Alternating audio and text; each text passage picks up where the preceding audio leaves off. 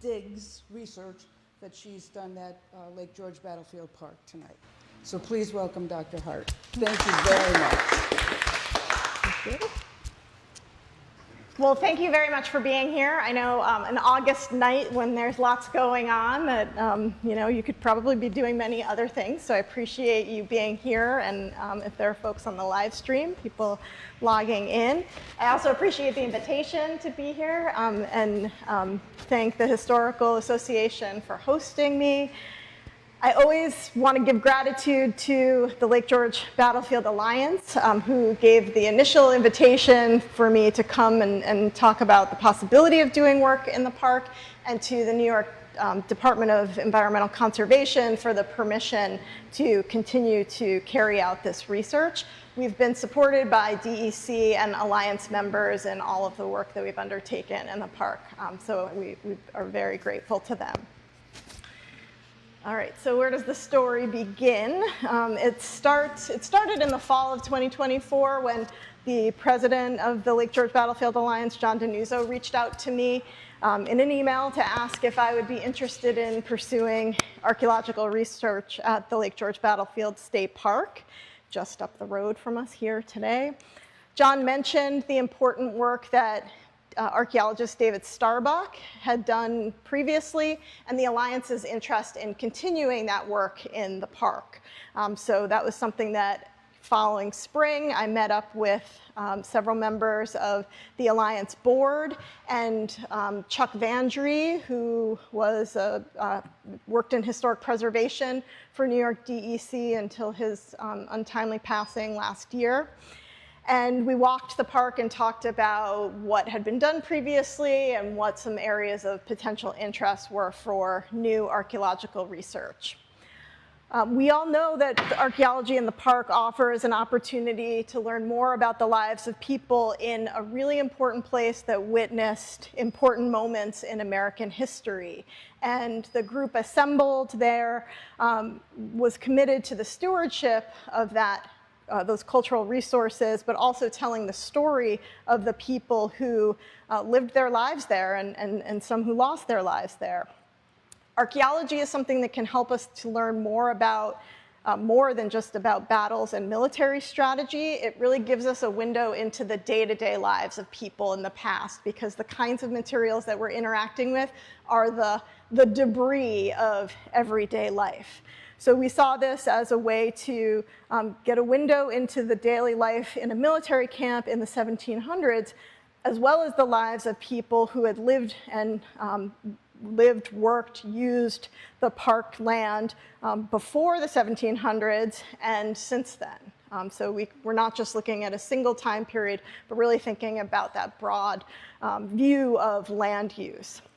And so archaeology is something that can help the stewards, the Alliance and the DEC, take responsible care for these cultural resources and to assess what kinds of cultural resources are present in the park so that we can avoid disturbing them in the future if there's any, other kinds of earth moving happening in the park, or, projects that are going to take place, but then also be really targeted in the ground that we disturb for research purposes. So some of you in the room may have had the privilege of meeting or working with David Starbuck. I knew of David Starbuck's work in a general sense. David and I are both archaeologists who work in the American Northeast. We're trained at different times. We're kind of different generations of archaeologists. And my research has focused on indigenous experiences of colonialism up through the American Revolution. And David's interests were really focused more on the French and Indian War, Revolutionary War period, and moving closer to the present. But what we share as archaeologists is an interest in learning about people's experiences through the debris of their everyday lives, the things that get forgotten about, things that get thrown away, things that get left behind. And we're also interested in the places that people lived, worked, and experienced their everyday lives. And as we know with hindsight, the Lake George Battlefield State Park witnessed really extraordinary times in our collective history. So over 2 decades, David Starbuck conducted intensive field research in the park. He trained students, and he really cultivated a community of avocational archaeologists and historians. Building on that legacy, I initiated new research in the park in 2024, which we followed up in 2025.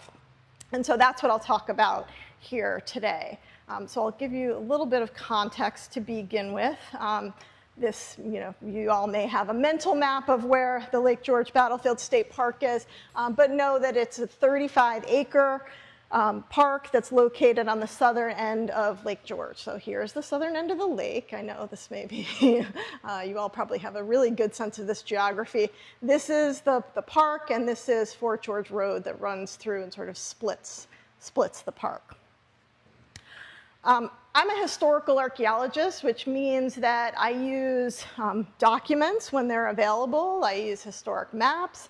I use oral histories and oral traditions if they're available. And I use artifacts. I use material culture to reconstruct the experiences of people in the past.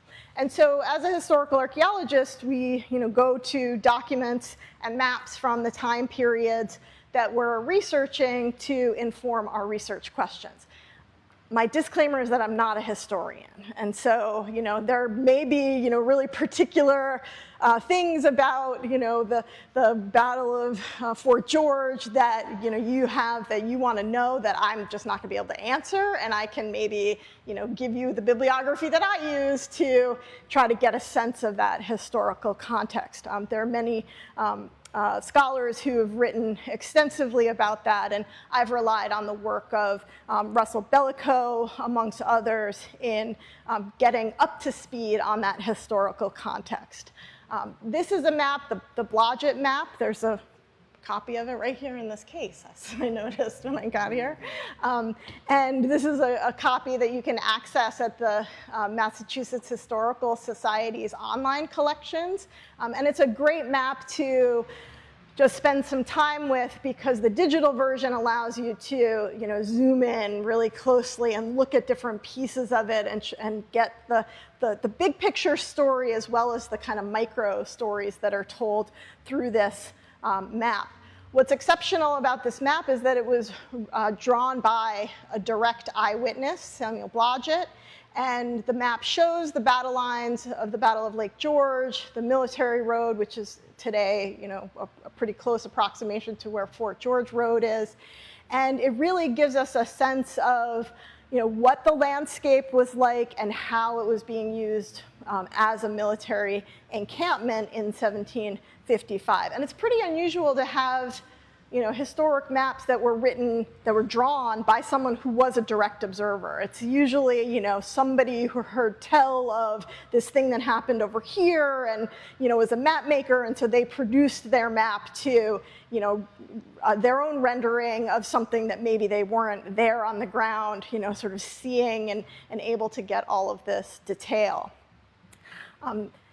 For those that need a little primer on what happened in the summer of 1755, what we know is that General William Johnson ordered the construction of Fort William Henry for the British to assert their control over the southern shore of Lake George, because it was a really important location as the primary portage between Lake George and the Hudson River. In September, the French attacked to wrest control of Lake George from the British, and this is the conflict that became known as the Battle of Lake George. The British and Native American allies pushed the French back after establishing battle lines, but the exact location of those battle lines on the ground are not known.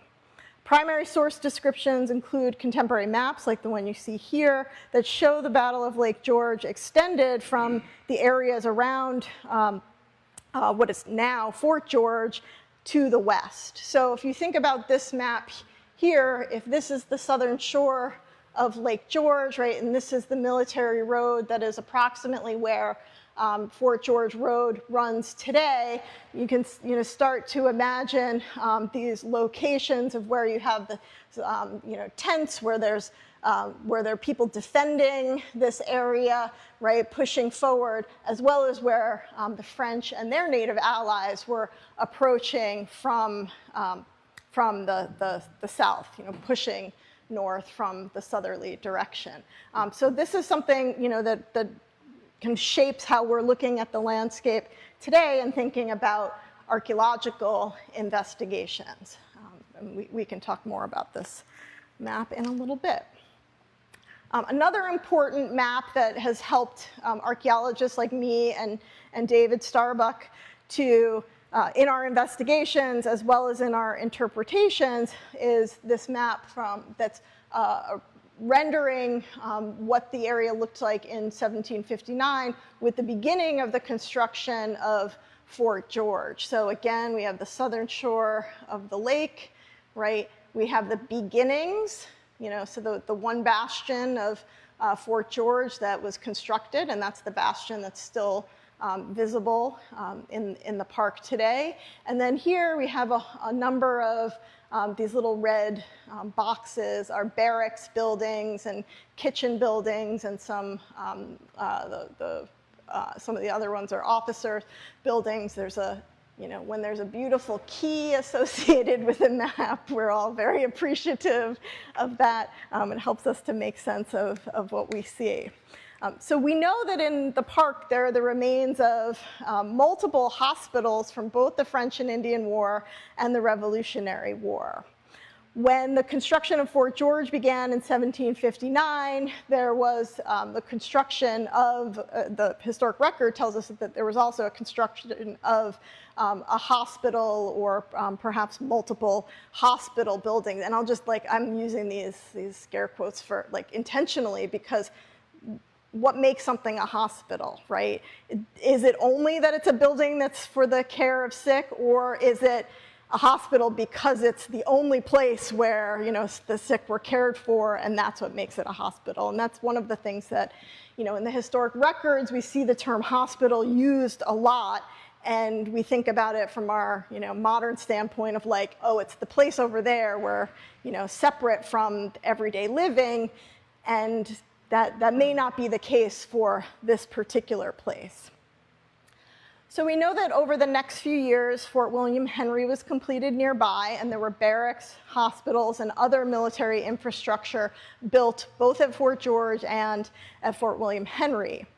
And these forts and hospitals became really critical for the Continental Army when many soldiers caught smallpox in 1776.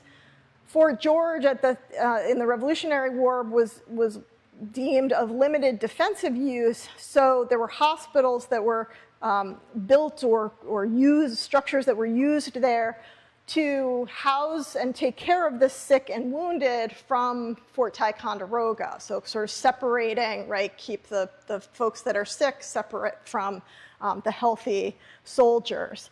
And this area, Fort George, became the home to the largest smallpox hospitals in the American colonies, with several thousand patients.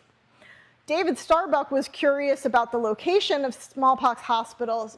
He had previously done some archaeology at a smallpox hospital at Rogers Island in Fort Edward, New York.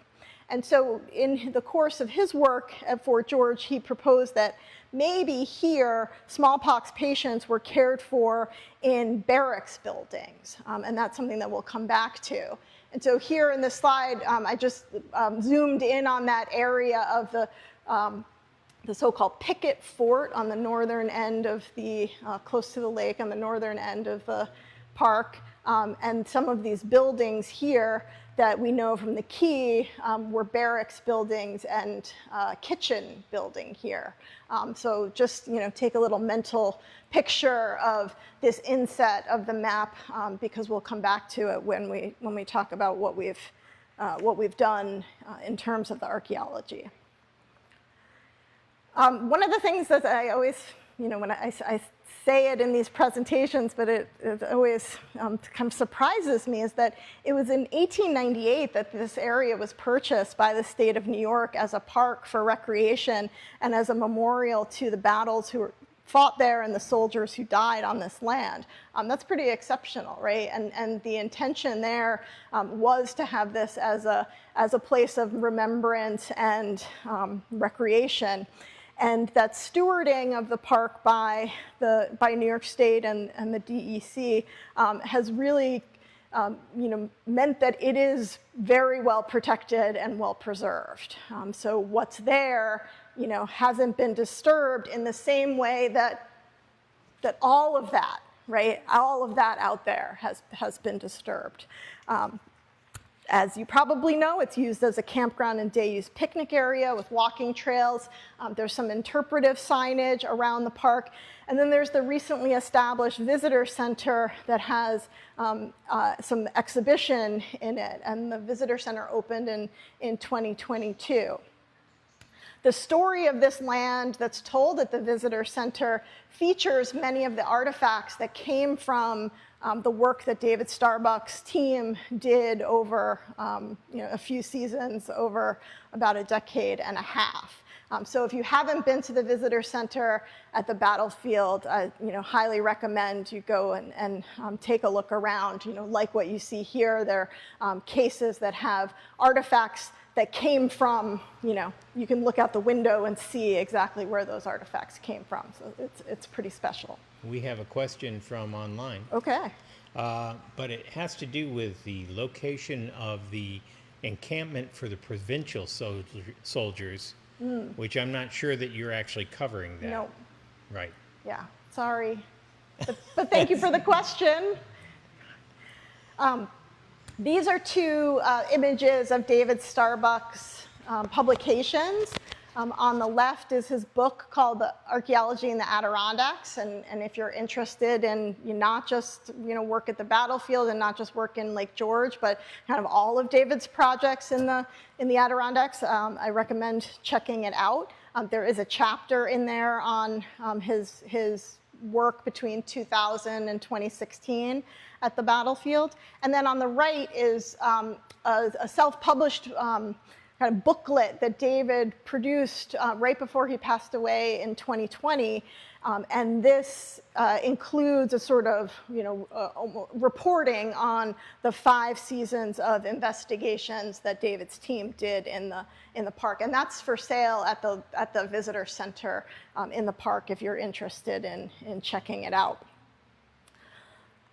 So David's team worked in several areas. This is not a comprehensive map of all of the places that David worked, but if you, this is the Johnson Hendricks Monument, if you can imagine where that is in space. These are the little dashed lines there. Those are the walking trails on the on the east side of Fort George Road. Right, and this over here is where the bastion of Fort George is. So if you can imagine where that is, and then the connection to, this is the fountain here. The pavilion is kind of over in this area. The very important women's bathroom is right there. And you'll see, in some of those locations, they were researching and excavating barracks, and then they spent some time working on the bastion of Fort George. You'll see in this slide on the left, this is when they were excavating the bastion of Fort George, so you can see that included really substantial, well-mortared stone walls and below-ground cellar rooms. The team that David worked with included field school students and a large team of volunteers. And they worked quite extensively in the later years, 2015 and 2016, on the bastion. They also worked in an area called Site 10. And Site 10 will be important when I come around to talking about what we did this year. Site 10, this is a zoom-in map of where Site 10 is. So this is Fort George Road, and there's a trail, a pathway, paved path that runs to the west and kind of comes up around by the Father Jogues monument, the recently restored sculpture over here. So you can see these little squares here are all little test units that David's team excavated, and then down the slope kind of towards the road, $1 Million Beach, and the lake. So Site 10 is important. There has been other archaeology in the park. In addition to the work that David did, there has been cultural resource management surveys done by Ed Curtin, and there was a Lake George-wide survey done by Hartgen Archaeological Associates in 2018 for the town that included information about resources in the park. So there's been a lot of work in what we call the gray literature, right? It's not published. It's more than just a internal report, right? But it's not something that's you can find in a journal or in a book. The gray literature for archaeology is quite vast. And this gives you a sense of where in space Site 10 is, so you get that perspective. You can imagine the visitor center is behind you and the lake is in front of you, and you're just looking down that nice wide open lawn. So our work in 2024 and 2025 is guided by this kind of mantra of survey more, dig less. That's who am I as an archaeologist? I'm someone who, I'm interested in excavation, but only when it's really targeted and when there's a really clear reason and purpose to disturb the ground. Given that the park's resources are well protected and there are really extensive collections, right? There are tens of thousands of artifacts that have come from the battlefield, from these previous excavations, that are curated at the New York State Museum, and those artifacts deserve, more attention in terms of research and analysis. So, there are many dissertations worth of research that could be done with existing collections. So we're really taking this kind of targeted approach of let's do a whole lot of survey to figure out what might be there, and then let's hone in on a few areas. So over 3 weeks in June of 2024, and then another 3 weeks in June of 2025, we conducted a largely what we call a non-invasive survey, meaning that we're doing lots of work on the surface where we're not disturbing the ground, right? So mapping, and then this method called ground penetrating radar that I'll talk about. And then, the other week of our time, maybe 10 days of our time in the park was spent doing some really small scale excavation, but excavation that has, helped us to make sense of the data that we collected in the non-invasive survey. So I'll tell you a little bit about what we did in Area 1. That's in this northern end of the park, where we were investigating some of those barracks buildings, and where, at least according to the signage in the park, the possible location of one or more of the smallpox hospitals. In 2024, we also did a little bit of research in the southern area of the park, investigating the possible battle lines for the Battle of Lake George. Remember, I said that was something that's, we have maps that show approximately where those are, but that they're not well known, and we don't know exactly where they were on the ground. There's a member of the Alliance named Mark Silo who's done some extensive research on those battle lines, and so he had some ideas of where they might be, and so we were interested in whether we could locate those battle lines archaeologically. And then in this past June, we worked at Site 10, and this was to investigate this really large feature that David's team uncovered in their last season of work in 2016. And David's team, they were doing solely excavation, that's human powered, right? Unless you have bulldozers and big machinery, right? You've got a backhoe to come in. It's human labor. So there are limits on how much dirt you can move, within the 5 weeks or 6 weeks of your field work. So they were not able to find the boundaries of this feature. And so we're left with some questions that David had and then Chuck Vandry had about the extent of this 18th century deposit. And so, we were interested in pursuing that question. So we had the pleasure of working with we were a small core team. It was me, 2 Skidmore College students each summer, who were funded through Skidmore's Faculty Student Summer Research Program, which is a pretty sweet gig for both students and a faculty member. The students get room and board, and they get a stipend to do research with a faculty member, and I get the privilege of working with, I get to handpick the students, so I get to work with the students who I know are going to be excellent, and we get to work, really closely together for 5 weeks. And in addition to that core team, we were joined by some members of the Alliance and some folks who had previous experience with archaeology, working with David Starbuck or with other archaeologists in the region. So our volunteers were really experienced folks. This year's research team, we did a little better documenting the larger team this year. But to John Schroeder, who's here in the audience, is one of the volunteers. And who I'm sure will answer any of your questions about what it's really like to do archaeology with me and my Skidmore students. But we had a great team of people who were, willing to just do any of the things that needed to get done. But because it's taking place, my objective is both I'm holding kind of the research objective, in one hand, and then also the teaching and training objective for the students, so there's some of that balancing work that has to take place, because going into this, I'm the one who knows how all the things work, from the equipment that we're using to the methods that we're using.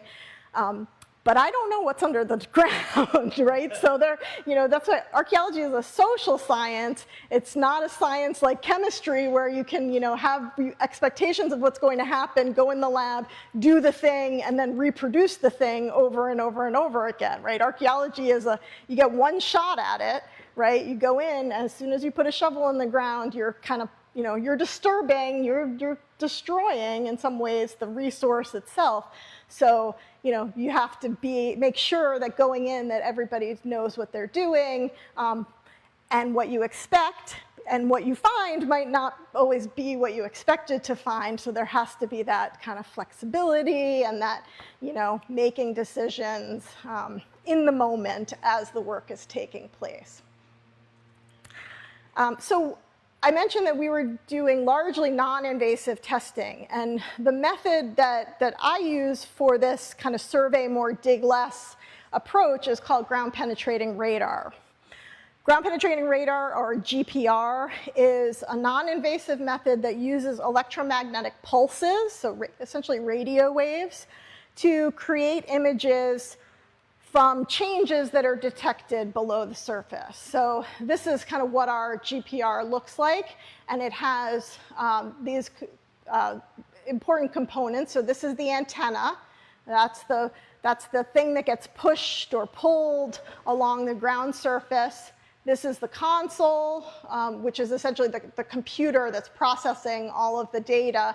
And then this one is mounted on, it's essentially like a baby jogger stroller that's been kind of, rejiggered to serve this other purpose, which is just to allow you to, pretty easily push this thing along the ground.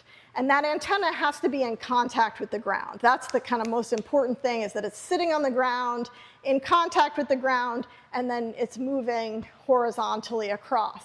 Because the antenna is sending out those like thousands of electromagnetic pulses per second, and then it's receiving back information about those waves and how quickly and what strength those waves are returning to the antenna.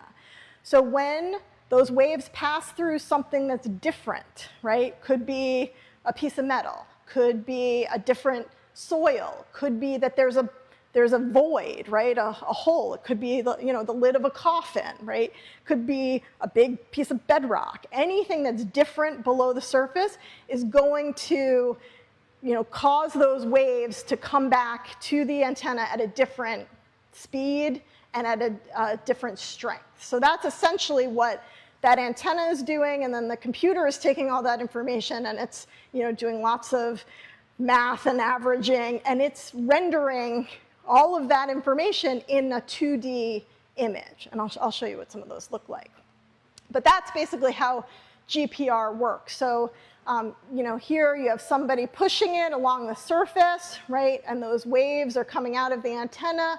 And as they encounter these different materials, a buried wall, it could be a well, a coffin, or even just different kinds of soil, right? When you get close to the tree, those tree roots are gonna, cause a difference in the strength and the speed at which those pulses are returning to the antenna, right? Any of that is coming back to the antenna and the computer, and we can see that. We don't see it as it's not an X-ray. Like, that's one of the, people always think like, oh, is it an X-ray? And then they look at the radargram, and it's like, I don't even know, what is this that I'm looking at? It's not giving you an image of the thing. It's just showing you that there's some kind of difference that's encountered, here and here and here and here, but then not here, right? So here, I'll show you, I have two very short videos of how this works. I think the thing to know about the GPR is that we're working in a predetermined grid, right? So we spend a lot of time like out there with our big long meter tapes, right? We create these blocks that we know where they are in space, so we can make a really nice looking map at the end of this process. And then we're working in a systematic way, in this case, at 25 centimeter intervals, which is like this, right? So on the ground, you're pushing it along this line to the end, and then you come all the way back to the beginning, and then, we have our long meter tapes, then you're starting here and going, and so you're doing it in these really controlled lines. And that's the thing that's, just takes a lot of setup, and you might not know from looking at someone collecting GPR data that they are actually running these, really kind of tight lines. But you'll see that in both of the videos, there's somebody at the end of the line with a cone. And that person who's pushing the cart, they're not even really looking at their screen, they're looking at the cone, because what we want is that straight line. Let's see if it'll let me do these two. Does So the GPR have GPS built into it? So it does. You can add a GPS to it, so it'll talk to a GPS. Yep. So you can see there, Lauren is pushing it down to the end of the line. Leah takes the cone away, and then they're confirming what the start and end point was, and then she'll go back to the beginning. Can I ask a quick question? Yeah. How much do they cost? That's a great question. So this one, all in, cost about $28,000. This is one, and you can get all different kinds of antennas. This one, so some of my colleagues in Skidmore College paid for, paid for it all, but we combined some funds from anthropology and from geosciences. So we got an antenna that can be used for either of those purposes, right? For archaeology, I mean, it depends where you are, how deep the cultural deposits are, but for the uses that we're putting it to, I mean, 2 meters is like, that's kind of as far as we would be interested in. Really, usually about 1 meter is sufficient. But this one, will collect really good data down to at least 8 or 10 meters, which is more useful for our geosciences colleagues. But you can take these out on glacial ice, right? You can sit it. I've had a student who used it in a marsh at Skidmore, putting it on a sled, right, and then pulling it, in her waders, across the water there. So it doesn't have to have this setup. There are other ways it can be outfitted, and ground penetrating. The most common use for ground penetrating radar is not archaeology. Archaeologists are really good at borrowing things from other fields and then kind of like customizing it to what we need it for. So you'll see people in construction, like when I go to the trainings for this company in New Hampshire, most of the people who are in those trainings are people who are they're either in public works, so they're like people interested in finding old pipes and utilities and things like that, or they're in construction and they're interested in looking for where are the beams, where are the headers, where's the stuff in concrete, right? This is really good for finding those kinds of things. So yeah, we have, while we were working and doing this, the Lake George, some folks from the Lake George water department, they drove by us a bunch of times, and then they finally stopped, and I'm always like, when someone official comes over, I'm like, oh, what do they want?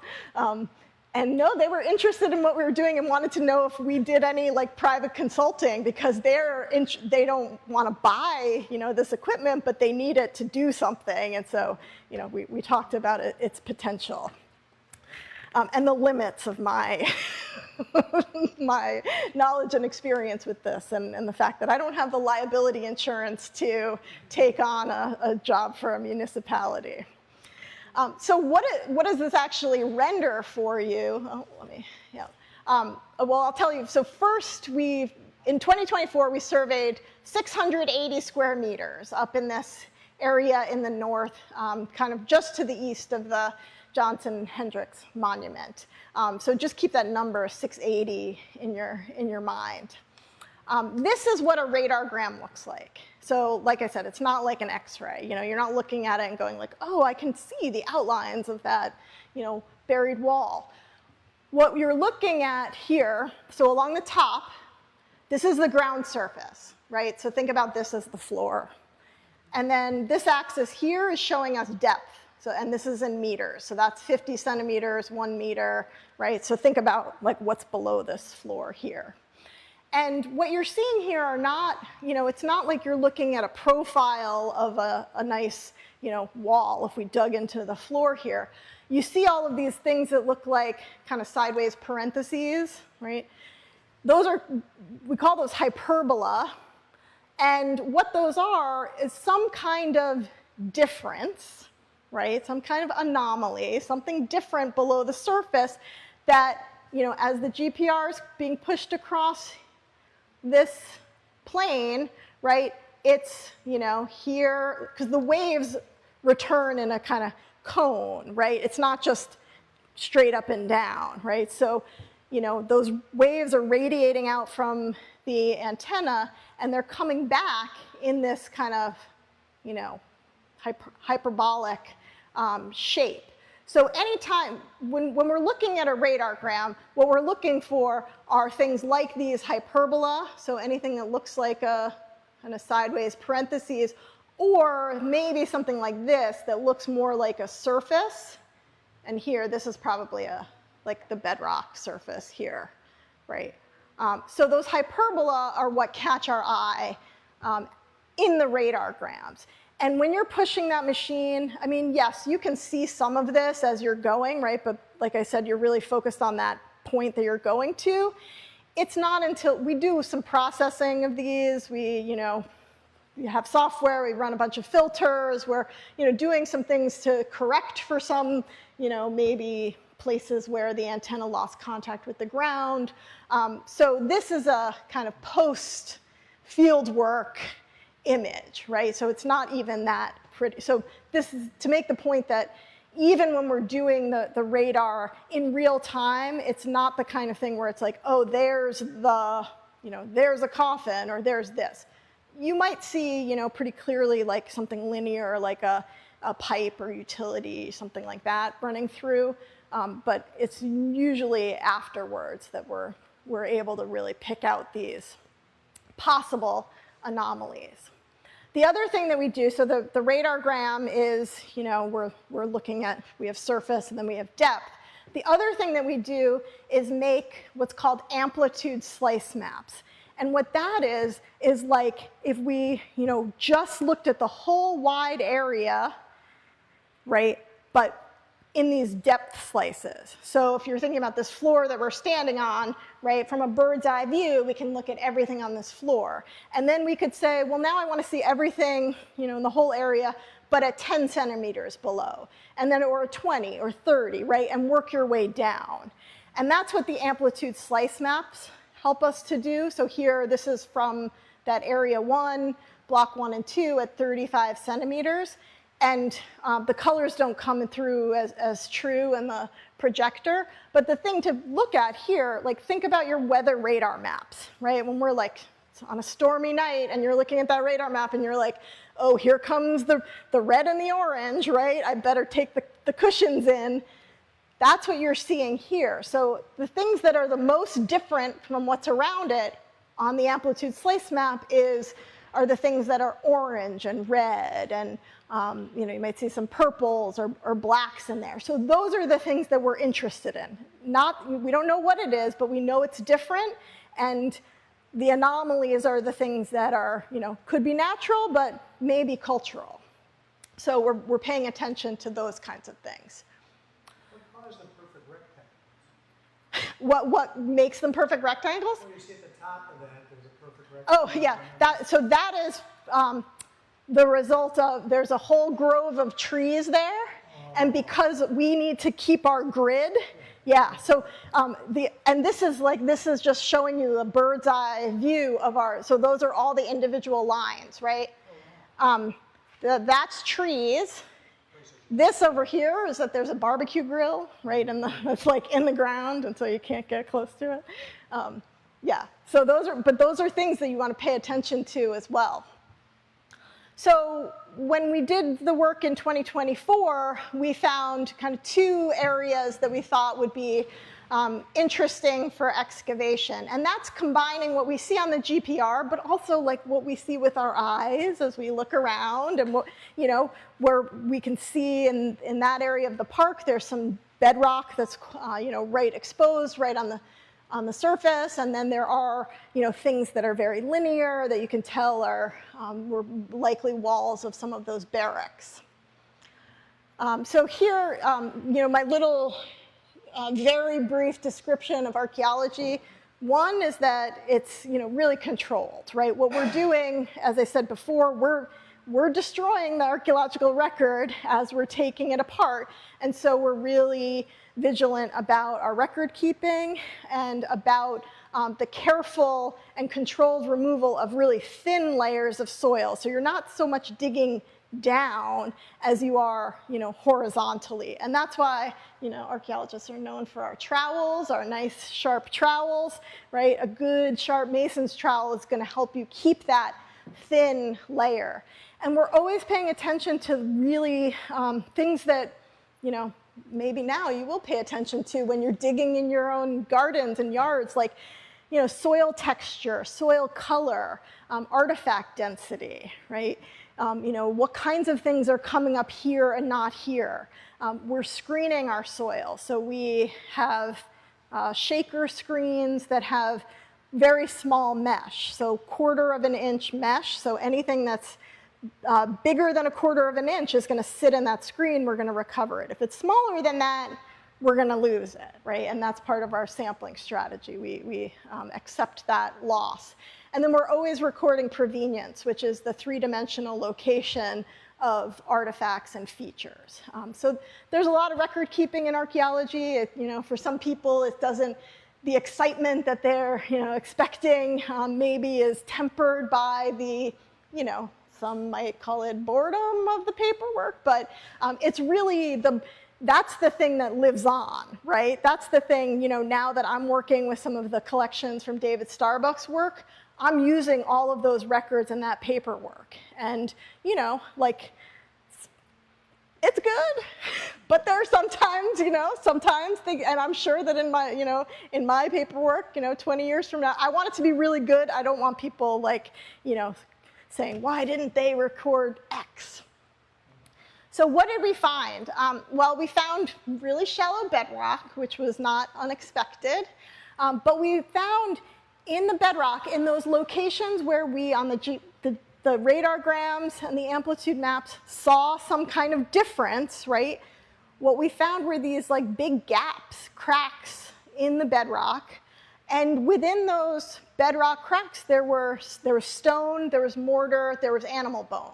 So these were, they were natural cracks in the bedrock, but they're filled with cultural material. They're filled with the things that were daily life.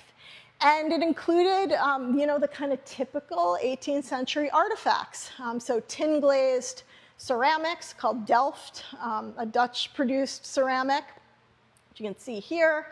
Butchered animal bone, so a variety of different species, both wild and domestic, but clearly butchered, so cut, right? And then, just as an example, some glass wine bottle shards, among other things, right? We found hand-wrought nails, we found some other types of ceramics. What it appeared to us is that this limestone bedrock was being used as some kind of living space. Not sure if it was interior barrack space or exterior, but it was some kind of living space. And my hypothesis is that there was a whole lot of cleaning and housekeeping going on. So all of that stuff ends up in those bedrock crevices because people are maintaining their living surfaces, right? You're sweeping up the crap that's around. You're sweeping up the debris, right? And then it's collecting in these big crevices. So we're seeing the things of daily life, but it's really the process of their kind of site maintenance, right? The things that the people living in and working in those barracks were doing. We know from that 1759 map that this is an area where there were barracks and then also a kitchen area. So it's sort of unsurprising that we're finding a whole lot of butchered animal bone, which we also found in the other test unit. So you can see here, this is super shallow, right? Not a lot of depth there. In the crevices, we got down to, let's see if I can read that, 65 centimeters. So that, this surface here is 10 centimeters, but all the way down to 65. And then in the other test unit, at about 50 centimeters, we found a whole collection of almost entirely animal bone, butchered animal bone, evidence of fresh meat consumption. And that was something that David posited was a kind of marker of the Revolutionary War deposits at the battlefield, was that use of fresh meat as opposed to meat that had been preserved or dried previously. So here you can see some of that animal bone, and it's a lot of it is really clearly butchered. You don't see really straight cuts like that. And here you can see there are some kind of failed knife cuts into this rib bone here, some animal teeth. So a mix of a lot of it pig, some sheep, but also some wild, probably deer, maybe moose, some other wild species. Yeah. We also, as I mentioned, worked in Area 2, where we were, so in the southern end of the park, investigating those battle lines, and a lesson in what things look like in March is not necessarily what they're going to look like in June. Right? I mean, I guess I've lived in the Northeast my whole life. I should know this, but we thought we could do some GPR in this area, and then in June it just wouldn't. We would have had to have cleared a whole lot of the underbrush, and the effort put in would not have made it worth it. So instead we just went in with some test units. So we did 3 small 1 meter by 1 meter test units. And what we found in that area was really, evidence of the 18th and 19th century land use, but also, some indications of earlier land use. So we did find one chert flake, which was evidence of the flint knapping or stone tool making that was, has a millennia history among the indigenous folks of this region, mixed in with, redware, some hand-blown glass, and we were finding things that were not military. When you're looking for battle lines, what would you expect to find, right? Musket balls, gun parts, other weapon, things like that. And that's not what we were finding. We were finding household things. We didn't find direct evidence of battle lines, nor did we find direct evidence of smallpox hospitals, right? Most of what we found was household stuff, not medical things. Right? When David worked at Rogers Island, at those smallpox hospitals, they'd found things like bandage pins or shards of glass that were part of vials, things that were related to kind of healthcare and bodily care. And that's not what we found in either of these locations. What we found was, I think, the things that were like, the daily life of soldiering, right? So the pieces of, ceramics and the meals and, little bits and pieces of things, the glass bottles that held, wine and things that people were consuming, as opposed to direct evidence of conflict. One of the things that we do, we work in the field for 3 or 4 weeks, and they say that the kind of rule of thumb in archaeology is to budget for every week in the field, budget 3 or 4 weeks in the lab, in terms of like your human resources, right? What's it going to cost? How much labor are you going to have to put in? So we do our data collection in a month, and then we do a whole lot of analysis and processing, over the next 6 months or so. So one of the things we did last year was to kind of compare the material that we found in Area 1 at the north end and Area 2 at the south end in terms of their kind of functional categories, right? The purpose of things, how people were using them, thinking about the categories, in terms of use and function. So what you see here, one, is that we recovered a whole lot more material in the northern end near the barracks than we did in that, area of the possible battle lines. And we opened up exactly the same number of 1 meter by 1 meter test units, and these actually went a lot deeper. Like, these were sitting right on that bedrock, so we weren't able to dig much deeper than the bedrock. The takeaway here is that, the domestic materials, what we call, kitchen related, which is really, food consumption and preparation and the sort of, the internal lives of people were far outnumbered any other kind of material. Arms, really negligible in terms of what we found in this, of course, limited survey, architectural being the second most significant. So that's what we learned in 2024, and in June, so not that long ago, we went back to the park and we worked in that Site 10 area where David's team had worked in 2016 and where they found this pretty extensive 18th century feature. And I'll just, qualify all of this by saying this is like a first look here, right? So we came out of the field, June 30th we finished, and then, then the students disperse and go do other things. And, we've done a kind of first pass at our data, but, anything that I say today, could change once we look more closely at things. And I only have a few images of artifacts to show you.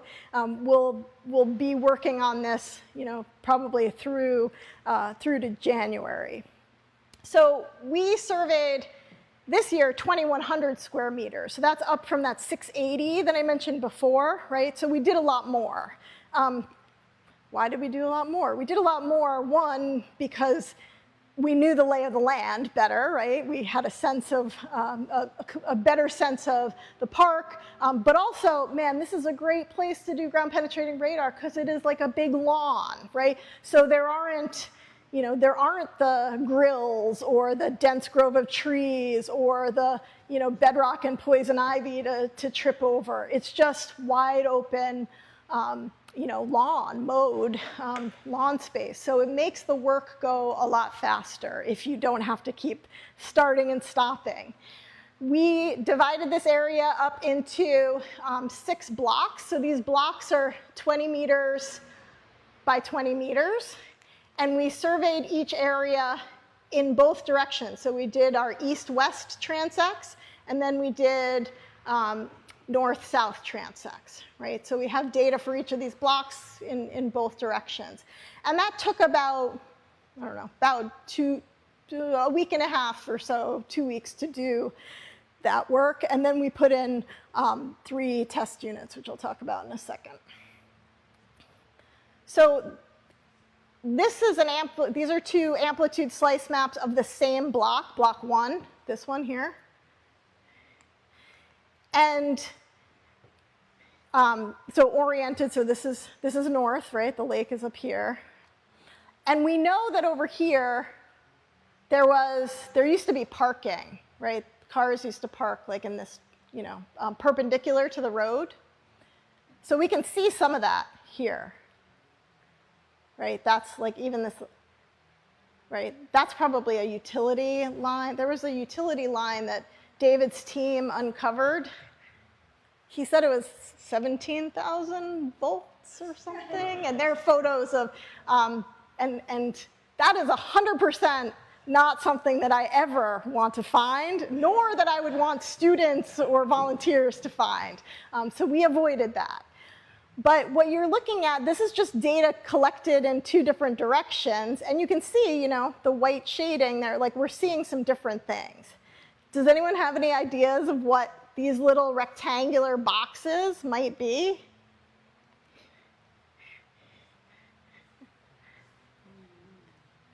Any guesses? I mean, they're precise. Those are like some nice squares or multiple squares. That's a great guess.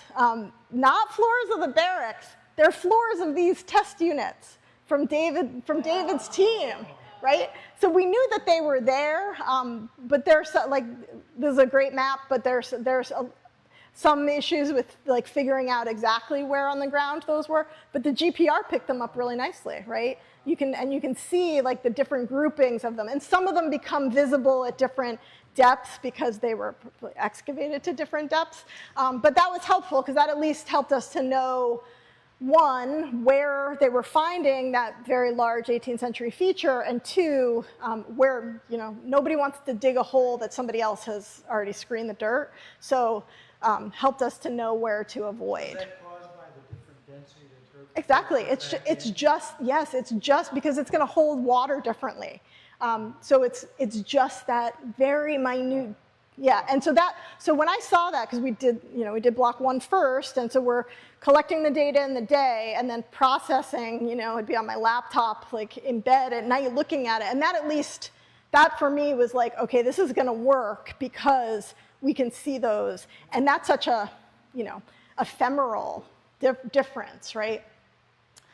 So then what we did was, we collected those 6 blocks, and we looked at more radargrams than I care to admit. But we then put it all together into those amplitude slice maps. And what was really cool was, in the amplitude slice maps, again, it's like your weather map, right? So you're looking at the color differences. Over here, this is where I mentioned was the parking area, right? So you can see pretty clearly, and I think this is the utility, because it connects to, I only noticed this after the fact, but there is a very large utility box down towards $1 Million Beach. So that's probably the utility line. And then, I mean, we saw, there were some places where, like over here, all of this stuff is related to, there's trees right along that path there. That's probably all from the tree roots, right? And then there are, a bunch of other places that are interesting. That's interesting. Up here, that's interesting. But I think some of David's test units were there and here, maybe here also. So we decided to focus in on a few places that had interesting anomalies. The one big one is this. Like this whole, what is showing here is black, right? Kind of curves around. We started to see it. We collected, 1, 2, 3. And we started to see it on the edge of this one here. And then when we moved and we did this one and this one, saw that it continued. And I just, it's very large. And I just had no idea what it was. And so, we thought about, all right, well, what are some possibilities? Well, one possibility is it's the bedrock. Maybe it's just the bedrock. And the bedrock there, it's a bedrock shelf. It's 33 centimeters. That's a possibility. We thought about that. We thought about, that it was that it might be related to wetlands. So if you're in the park, this is starting to come down a slope, and there are some wetlands over here. So maybe it was like the different saturation of the soil as you're getting closer to the wetlands. Maybe it was a path, right? Like the current path. This is actually, you see that purple, and then the purple here. That's the current path. Like that's the GPR is going over the asphalt surface there. So we thought, well, maybe there used to be a path or a road or something, But so how can the only way to answer those questions is to put a hole in the ground. So that's what we did. So we put 3 test units in, 10, 11, 12. And I'm going to talk about them in, not in number order, but in kind of order from the simplest to understand to the most complex. So we'll start with test unit 11, which was the sort of the most straightforward. So the radargrams, right, we saw some hyperbola, right? And it's like, okay, interesting, maybe there's something there. So this is the test unit. Oh, John, there you are. That's you, right? Yeah. So this is test unit 11, and you can see here it went down 55 centimeters. This is what it looks like in terms of the stratigraphy, and that's what archaeologists are really interested in, is like those layering, like the deposits, right? So thinking about, what was earliest, what was most recent. So in this test unit, we had really straightforward stratigraphy. We had at the top, right under the surface, what we call an A horizon and a plow zone. So this area was all plowed at one time. What we know that it was in agricultural use for before New York State purchased it. Below that was the deposit that was the feature, right? The feature that David's team had identified that had all the 18th century material. So it was consistent with what David described in terms of its color, texture, the artifact content. And then below it, here, this like very light colored sand, that's what we call the B horizon grading to the C horizon. It's what sits right on top of the bedrock, and that's sterile. There's no cultural material in there. That's probably post-glacial, pre-people using the land. So we found a range of artifacts in that plow zone and feature 1, including some delft that comes from the 18th century. This is an agate ware, sherd, but we also found some Native American material. So a chert biface, triangular in shape. It's got a broken tip. This is the base of it. That's the tip has been broken off.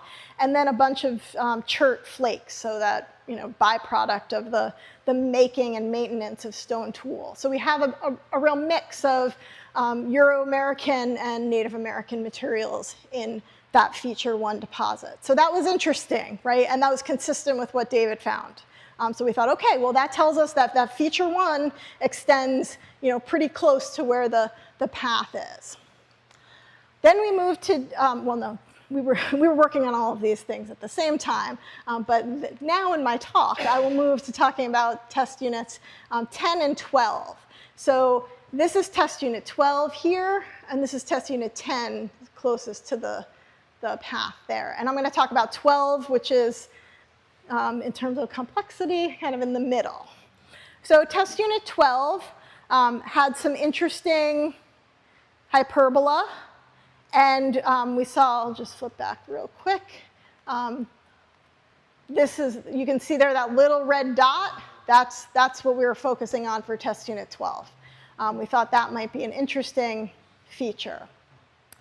So what we found in test unit 12, again here the deposit goes down, around the same depth, 54 centimeters or so.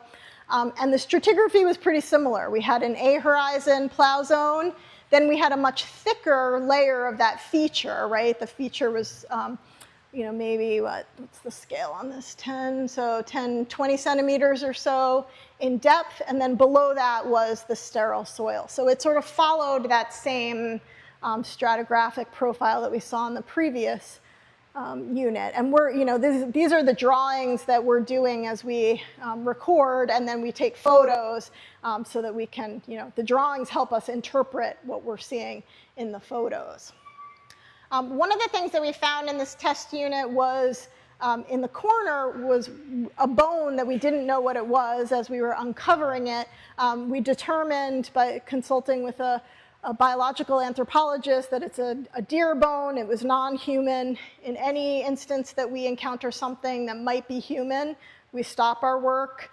We, call in somebody. I always have a bioarchaeologist on call who will come in, who will take a look and determine for us whether it is human or not. And if it is human, what we do is follow the New York State burial law, which means that we stop all work and we then consult with the state archaeologist who then tells us what the next steps are. In this case, we were able to determine that it wasn't human, but it's a very large deer limb bone intact. And here you can see it in the photo. We were able to excavate the whole thing. It did crack. I mean, this is what happens with bone when it's in a real moisture-rich environment, and then you take it out and it dries out and it breaks. So this is a break. This is a post-excavation break there. But yeah, you can really see it pretty clearly.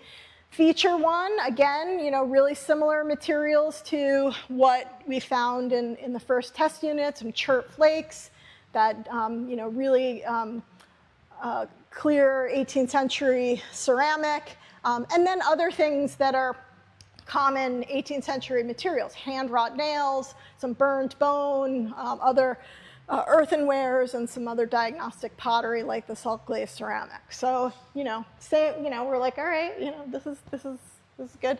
All the while that we're working on both of those units, we worked on test unit 10, which we started on our first day of excavation and then didn't finish until the last hour that we were on site. This is the bird's eye view of that test unit at its conclusion. So this is 95 centimeters. So we're down almost a meter, which is, I always get the conversion. It's like 3.5 feet, something like that. So, like to here on me, right? As tall as my son, who is like this. So that test unit went very deep, and the stratigraphy was quite different.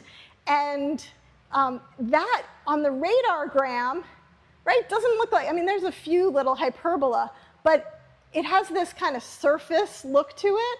And this is in the area that, sorry to make you dizzy flipping back, but this is right here, right? We wanted to catch the edge of that weird big feature, right? You kind of want to, with any kind of feature like that, you want to be a little bit in it and a little bit out of it to be able to see its kind of clear edge. And I thought, well, if it's bedrock, we'll know we're on bedrock. If it's a wetland deposit, we'll be able to kind of see that change. If it's a pathway or a roadway, right, we'll see different kind of compaction in and out. So that's why we put that test unit there. And then, What's your depth?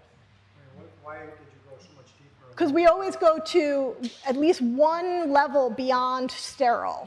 So if we stop finding cultural material, we always want to go a little bit deeper, because you want to make sure that you're out of the cultural material. And then at the base of the unit, I always core. We have like a soil probe, so it's like a, looks like a T, and you push it in the ground. Exactly, and then we look, and so we always do that to make sure we're really out of the cultural material. That the core is, yes, yep, exactly. You're looking at different color, texture, yep. And sometimes you'll hit. We hit bedrock in this test unit, I believe. Another place that further depth is from thinking we've got, it's just sand. Yes. Better just you, right? And that's like, that is the way of, the number of archaeological excavations I've been on where in the last, few days when you thought you were done, and then you find the next thing, and the next thing is like always the most interesting thing. That's the rule of how things go. So over here, it was just different. I mean, some of it is similar, right? On this slope, there's a really clear A horizon, and the plow zone is quite distinct, which I think is because it was on the slope, so there hasn't been as much mixing of the more recent land surfaces and the plow zone. Feature 1, present over here, so we have that feature, right? So there's that, the 18th century deposits are really clearly there. But below that, there was another feature. And I'll tell you what we think about that in a second. But here you can sort of see, so the soil, the color changes, the texture changes, and there was a whole lot of charcoal, lots of burned material in this deposit here. And then below that was the sterile soil. And then we did core down, I forget, to like 1.20 meters or so, and we did hit bedrock. So we know that it is all underlain by the bedrock. So what did we find? Well, the feature 1, we found, things, again, consistent with the 18th century deposits. Pipe stems, so from clay smoking pipes. Delft, this is an incised Delft. If you go to the visitor center in one of the exhibit cases, you'll see an almost identical piece to this in there from Starbuck's excavations. But we also found, again, this mix-in of Native American materials, indigenous pottery sherds that are incised, that have lines incised on them, and then some that are cord impressed, and a red jasper flake. So jasper is a material that you can get in places in around the Adirondacks, but the red jaspers like this that I've seen are often coming from Maine or coming from the Midwest. So, maybe a non-local material. And when we were digging kind of stratigraphically, we were finding, this European-produced materials in the higher levels, and then it seemed to be transitioning to more Native American materials. And so I thought, okay, well, we're getting into like a early colonial period or pre-contact indigenous deposit.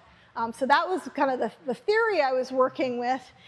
But then below that, in that second feature deposit, all of a sudden, some of our volunteers started to find other European-produced materials or Euro-American materials.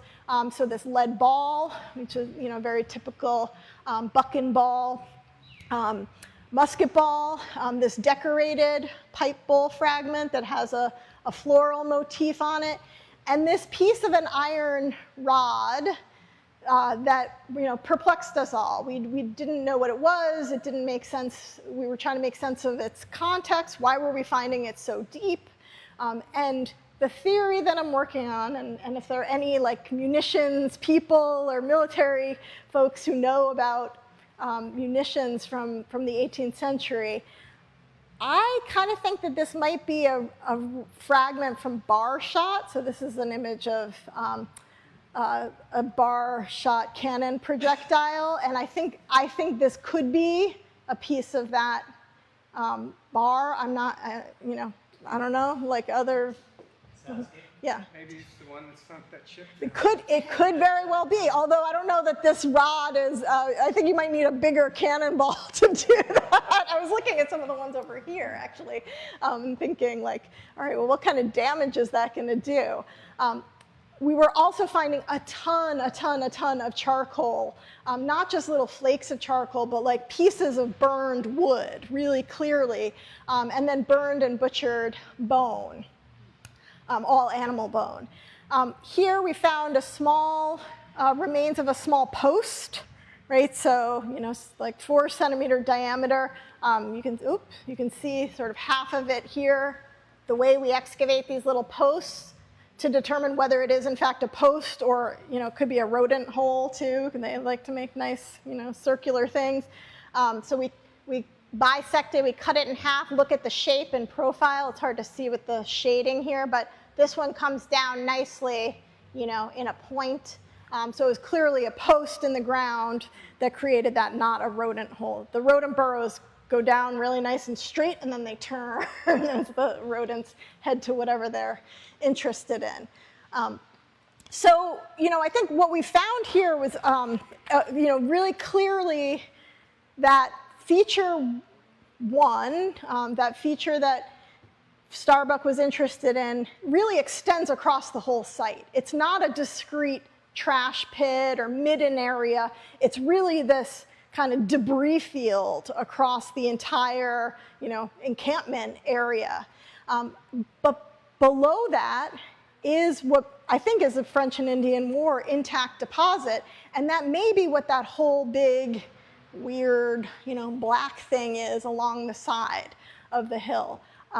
More investigation of that feature, I think, is warranted and can help us to, answer the questions about its extent and function and what it might be.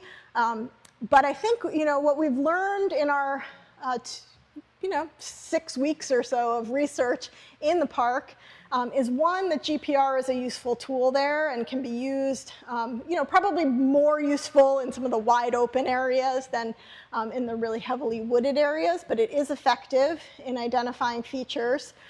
Smallpox hospitals, no, nothing definitive, but it does seem like the barracks were places where patients were being cared for, so, caring for the sick, as part of like, how you get on with things in this, that time period. The battle lines, no direct evidence, and I think there are other methods that we can use that would be better suited to that. Metal detection is another method that archaeologists use in a controlled way, kind of in the similar way that I talked about GPR, controlled transects, recording the provenience of things that are found. That, I think, would be a really good tool to use for finding battle lines. It's a method that's used in battlefields, across the country because you're looking for things that are metal, right? You're looking for musket balls and gun parts and things like that. I talked about the extent of feature 1 already. And yes, there are additional 18th century features. We found, I think, a French and Indian War deposit in that test unit 10 that warrants further investigation.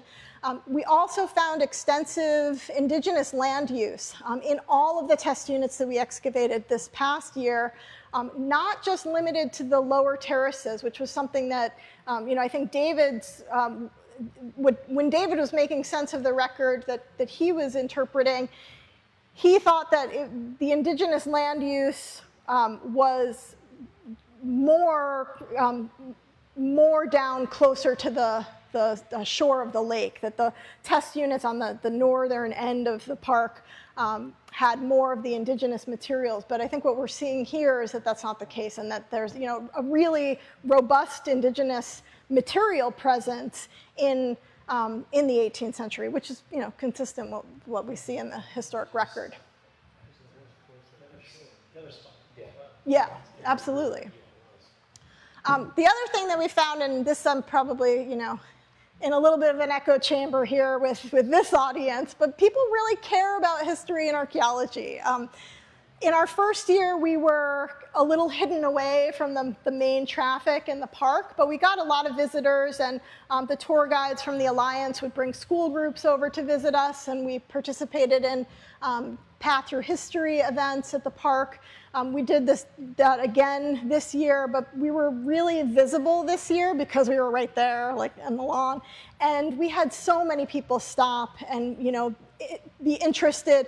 All ages, all different backgrounds, people who were coming to the park because they were interested in the history, people who were in the park just to have walk their dog, have a day out with their kids, and people were really interested in understanding that, what do we know, but also how do we know what we know, which is, what seeing people doing archaeology can help you understand. And then why is it important that we commit to preserving and stewarding these resources? The other thing that we have learned is that the existing collections offer really great research potential. So I've partnered with the New York State Museum and the really excellent historical archaeology curators there, and we're doing a kind of temporary loan process with them where we're borrowing collections from previous excavations, and we're going through and sometimes rehousing those collections, sometimes recataloging them, and then doing more in-depth analysis so that we can start to put together all of these pieces and really, tell the stories of the people who lived and worked here before.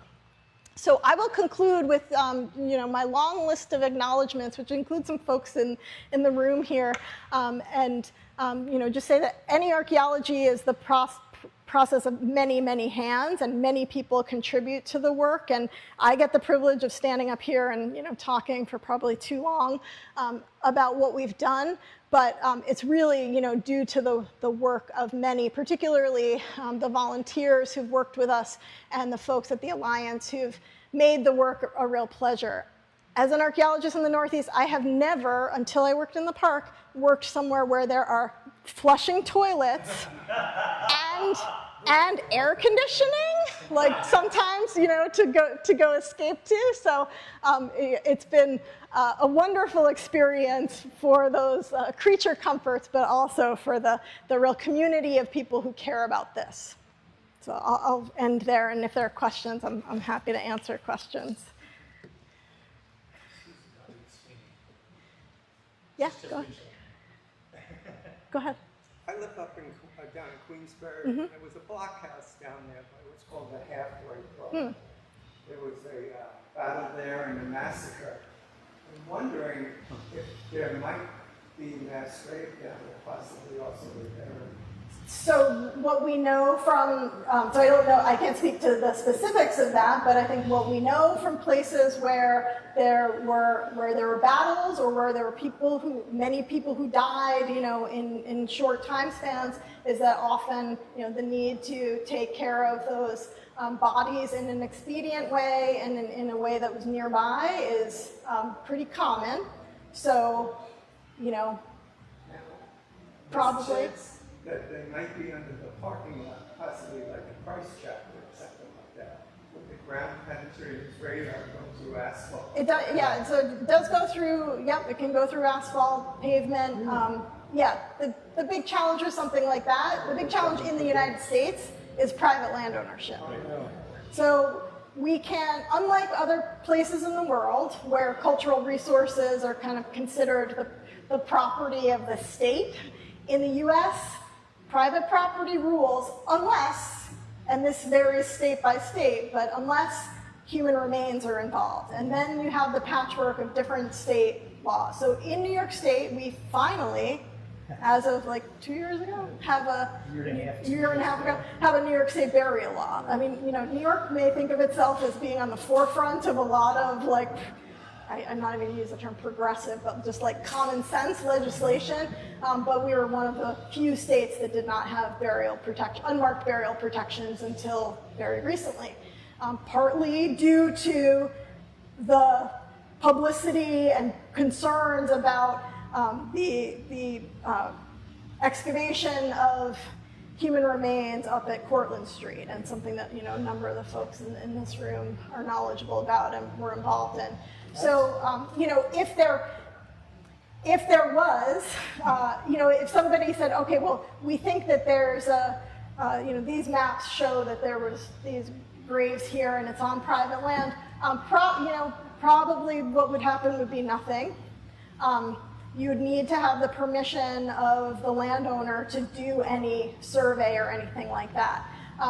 It would be something that if you had, evidence to really, pretty clearly indicate that, you could bring that to the attention of the state archaeologist, who would be the one who would be giving permits if there was any further, earth moving. They need to put in new utilities or connect, as long as it's something that involves a public permit or any public monies, it has to go through that review process. And so that's the way to have any kind of cultural resources, but particularly unmarked graves, be protected, is to have the state archaeologists be informed of that.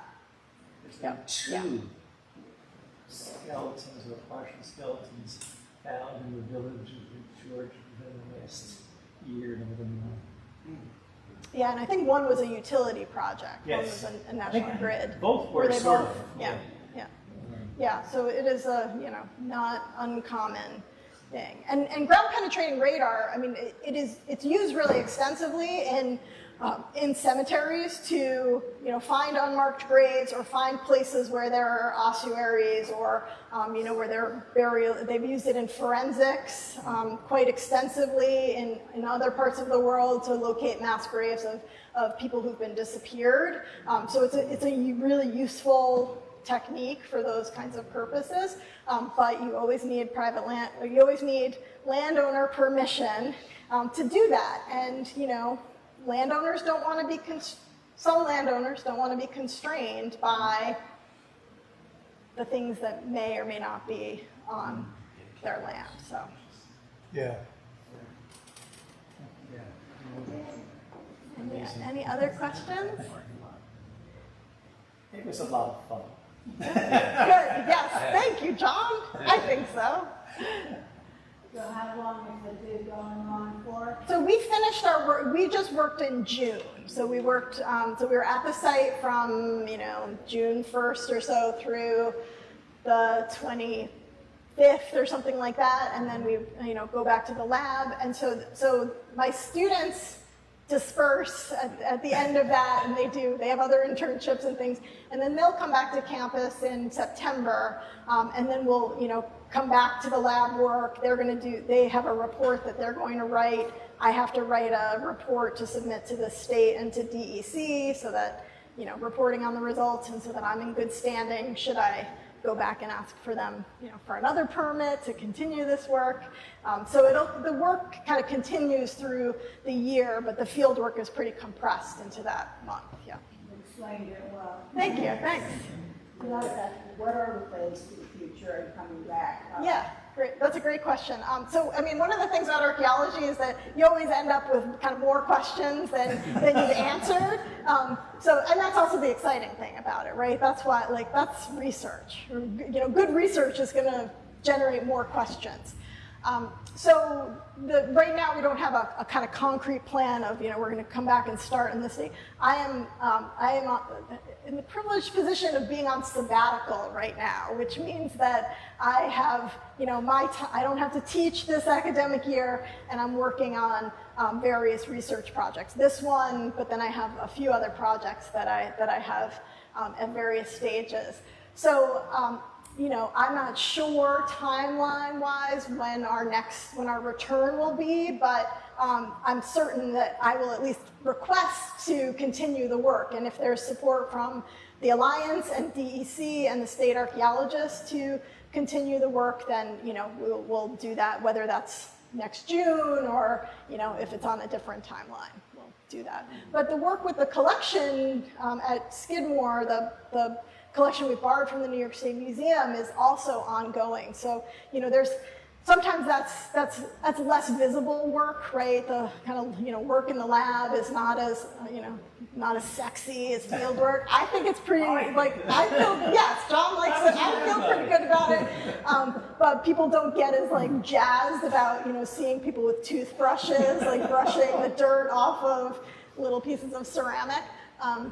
But that work, you know, that's ongoing work too. So we're almost, I had a class working on the 2014 collection last semester, and they got about 80% through that collection. So we have a little bit more to finish and then return that to the New York State Museum and get the next load of things. Yeah.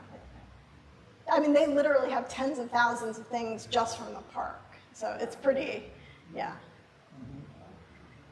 There are boxes and boxes and boxes Yes, that yes. nobody had looked at. Yes, in yes. 15 years. And then there's a whole archive of, you know, the documents and the photographic record and the field records, and, you know, I'm starting to try to figure out a way of knitting all that back together, and then, you know, kind of having something that would be public facing, that would be, you know, interesting, right? What are the things that people would be interested in seeing and learning about this site that maybe, you know, they don't have to come, I mean, we want them to come to the park, but, you know, we're not doing this in the park all the time, so are there things that we can create, you know, a documentary, you know, an interesting interactive website, right? A podcast, like, are there those kinds of things that are public facing that we can do that would be of interest? A couple of months ago, I finished cataloging, you know, the stuff you do.